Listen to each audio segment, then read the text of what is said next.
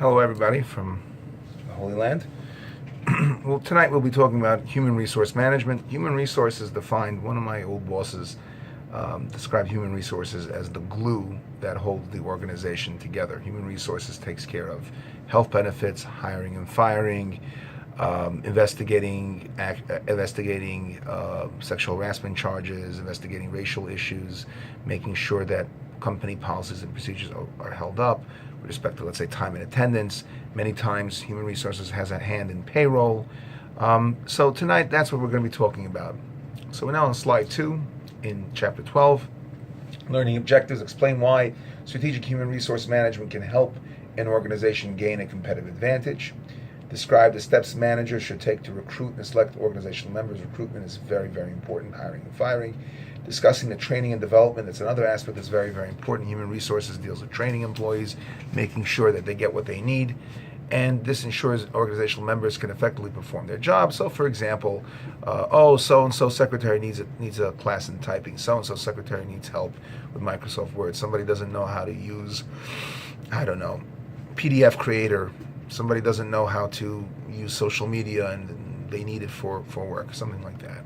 Explain why performance appraisals and feedback are such crucial activities. Again, they also deal with that, and that's a part of the hiring and firing. When you have to fire somebody, you have to go through human resource policy and procedure. And list choices managers must make in designing effective performance appraisal and feedback procedures. Explain the issues managers face in determining levels of pay and benefits. Understand the role that labor relations plays in the effective management of human resources. Human resources also has a heavy hand in that area as well. So let's look at slide number 4, an acronym HRM, Human Resource Management. These are the activities that managers engage in to attract and retain employees, which is so important. It is so expensive when you have employee turnover, and to ensure that they perform at a higher level and contribute to the accomplishment of organizational goals. Strategic human resource management, the process by which managers design the components of the system to be consistent with each other, making sure that they don't contradict or countermand each other, with other elements of organizational architecture and with the organization's strategy and goals in mind. Slide number 6. So we speak about recruitment, labor relations, training and development, performance appraisals, and pay and benefits. These are the 5 areas, the star, different points in the star, in slide 12.6. Equal employment opportunity. Equal rights of all citizens to the opportunity to obtain employment regardless of their gender, age, race, racist features such as skin color, facial features, country of origin, religion, or disabilities. The EEOC, which is the Equal Opportunity Commission, enforces employment laws. On slide number 8, you have different laws that were enacted in different years. Just for example, in 1963, you had the Equal Pay Act, which requires that men and women be paid equally if they perform equal work. Unfortunately, this is not universally done. Title VII of the Civil Rights Act, which was enacted a year later, in 1964, prohibits employment discrimination on the basis of race, religion, gender, color, national origin, covers a wide range of employment decisions, including hiring, firing, pay promotion, and working conditions, and you can look at the rest for yourselves. They're very self-explanatory. Slide 9, contemporary challenges for managers, how to eliminate sexual harassment. Sexual harassment is a hot topic, just as a little bit of a background over here. For many years, women did not really work in the workforce. Between World War I and especially more so in World War II, men were away fighting the war, supporting the war, leaving factories, infrastructure unstaffed. Women picked up those jobs. They filled that void, and as a result of that, they made a tremendous impact on the war effort. Women were very much responsible for the winning of World War II. As such, after the war, it was very difficult for them to just go back and be housewives, just housewives. They enjoyed the work. They enjoyed the freedom of having that income, so they were very, very reluctant to shed that. As a result, women were introduced into the workforce. The problem is, whenever you mix the sexes together, you have issues.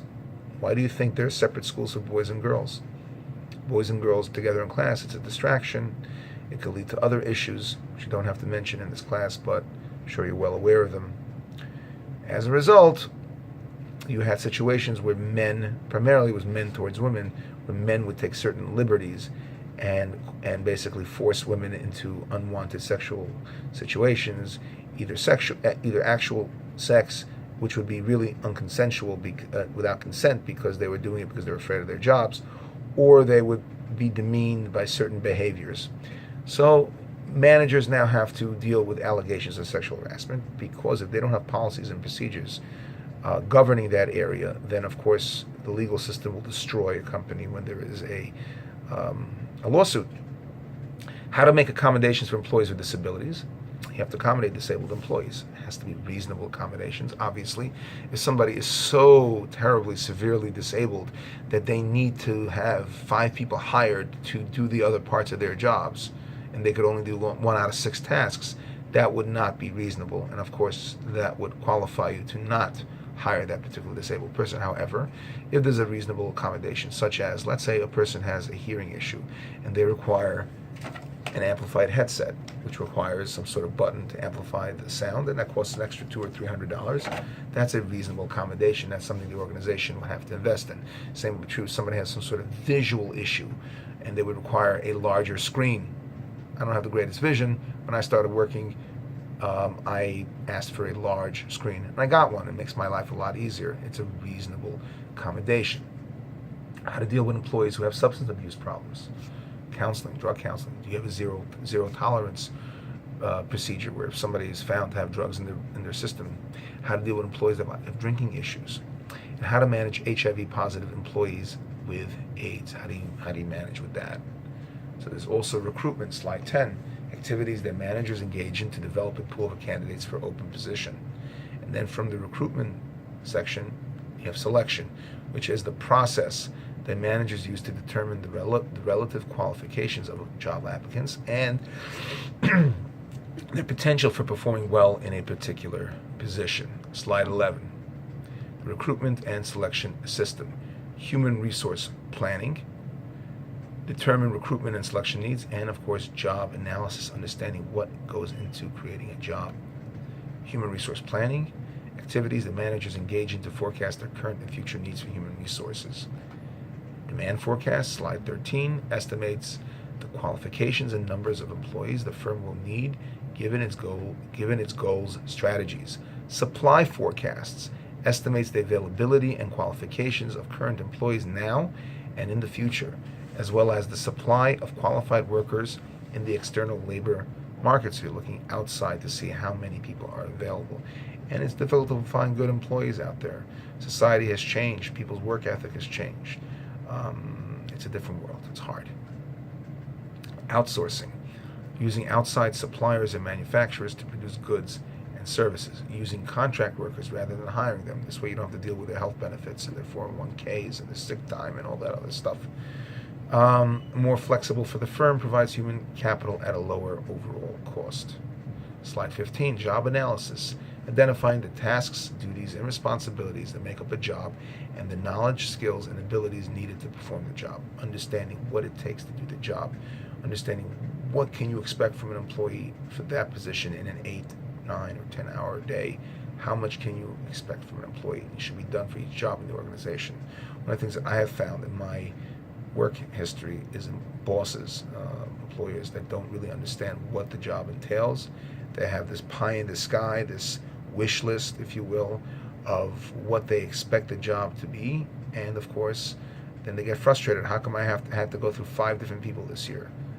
Maybe your hiring process isn't good, or maybe your analysis of the job, what your expectations were not realistic, and as a result of that lack of realistic goal setting that you set, that caused you to basically misunderstand what people should be doing, and of course getting rid of people that would have otherwise done well had you just analyzed the job better. Slide 16. Again, we're talking about job analysis, observing what current workers do, understanding it. We spoke about this with Frederick Taylor. He would look at what people were doing, having workers and managers fill out questionnaires. Again, very important to get employees involved. Slide 17, external recruitment, looking outside the organization for people who have not worked at the firm previously. Newspaper advertisements, which are a little bit passe. Open houses, career fairs at colleges, recruiting meetings with groups in the community. LinkedIn, you have all these internet-based things. Indeed, ZipRecruiter, these are things that exist right now. Advantages of external recruiting: having access to a potentially large applicant pool, being able to attract people who have the skills, knowledge, and abilities an organization needs, bringing in newcomers who may have a fresh approach to problems and be up to date with the latest technology. Slide 19, internal recruiting is promoting from within. Very, very good, because people already know the business, they know the process, and of course it builds morale. And it builds morale because people want to do a good job, because they know that if they do a good job, they will be considered for a promotion. The benefits, again, is internal applicants are already familiar. As I mentioned, managers already know the candidates, and it can help boost levels of employee motivation and morale, as I just mentioned before. Slide 20, realistic job preview, an honest assessment of the advantage and disadvantage of a job and organization. Can reduce the number of new hires who quit when jobs and organizations fail to meet their unrealistic expectations. As I mentioned before, unrealistic expectations leads to high turnover, high management frustration, because then they have to get involved more than they want to because of their lack of understanding. Selection tools, slide 21, paper and pencil tests, physical ability tests such as for the fire department or for police department, running, jumping, performance tests, interviews, and background information, and of course references. But let me tell you something from somebody with experience in this. People unfortunately lie a lot with references, so you've got to take the references with a grain of salt. Okay, skip to slide 23. Selection process: managers find out whether each applicant is qualified for the position and likely to be a good performer. Reliability and validity: the degree to which the tool or test that you're using measures the same thing each time it is used and has a consistent good outcome. Validity: the degree to which the test measures what it's supposed to be measured, making sure that the actual tool is measuring what it's supposed to be measuring, not that it's just reliable, that it's actually the actual thing that you're looking to measure is actually measured.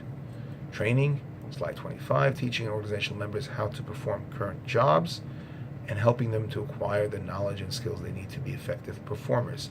Development, building the knowledge and skills of organizational members to enable them to take on new responsibilities and challenges.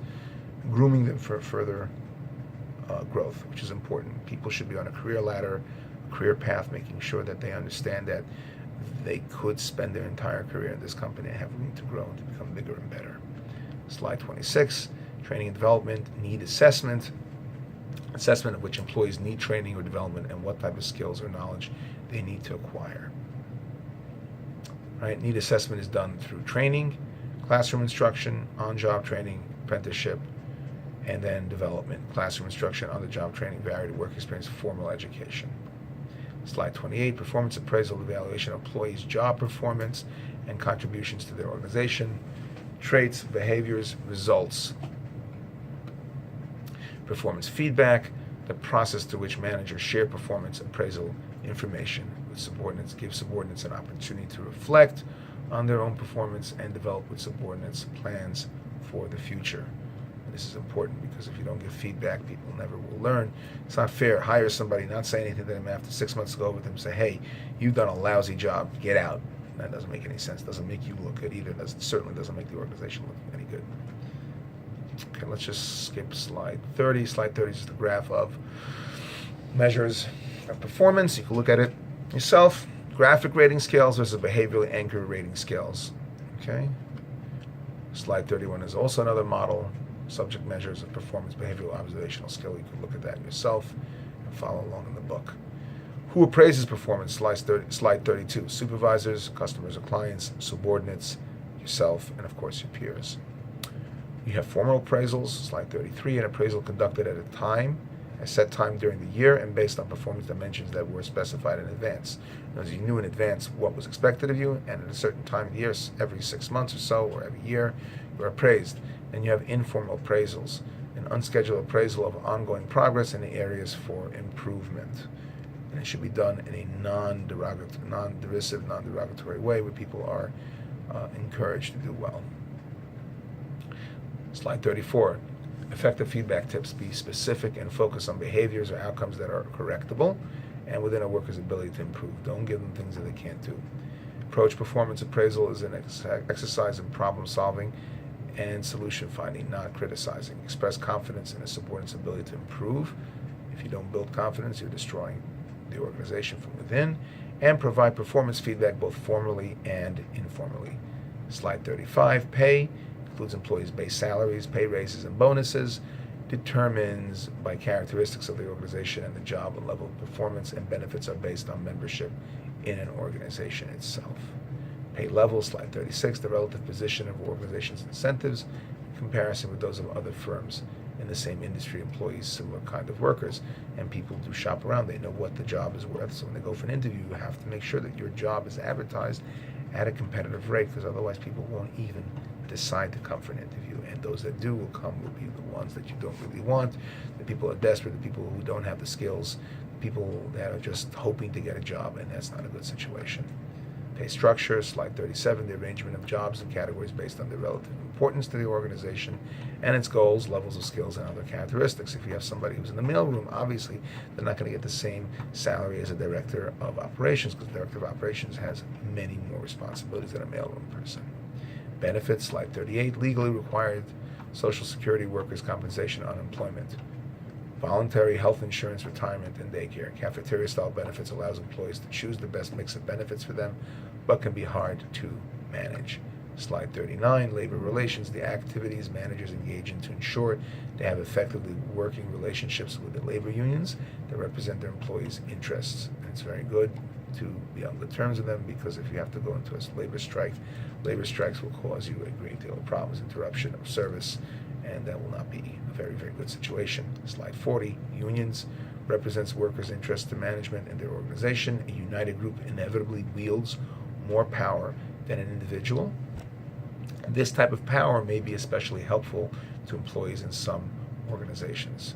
Slide 41, collective bargaining, negotiations between labor and management to resolve conflicts and disputes about issues such as working hours, wages, benefits, working conditions, and, of course, job security. 42 is a video case. You could log in to the book's website and take a look at that. Thank you so much for listening, and have a wonderful day. We'll be posting another one very shortly. Thank you.